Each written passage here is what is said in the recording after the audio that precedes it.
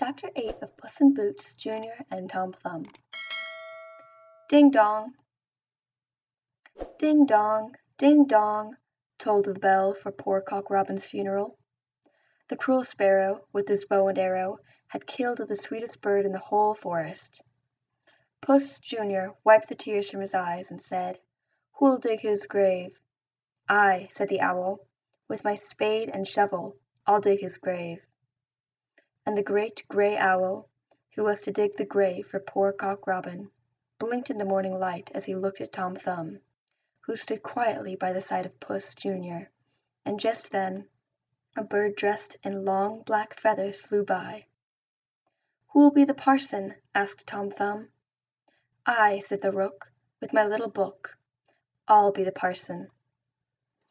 And after that he put on his spectacles and opened his little black book.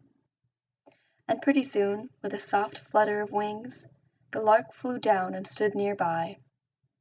"Who'll be the clerk?" asked Puss, Junior. "I," said the lark, "if it's not in the dark, I'll be the clerk." And after that came the kite. He was very large and strong. "Poor Cock Robin," said Puss, Junior, sadly. "Who'll carry him to his grave?"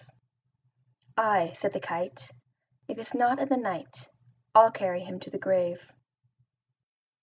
Then came the linnet and the dove, who said she'd be chief mourner, and the sweet-voiced thrush, as she sat in a bush, said, "I'll sing a psalm."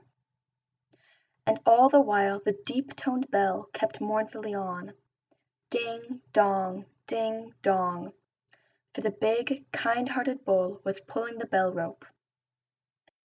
Through the trees Puss, Junior, could see him tugging away at the rope, which was fastened to his horns, so that every time he moved his great head the bell swung back and forth.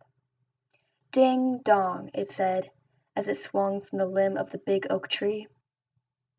All the birds of the air fell a-sighing and sobbing when they heard the bell toll for poor Cock Robin. End of Chapter 8. Recording by Noelle.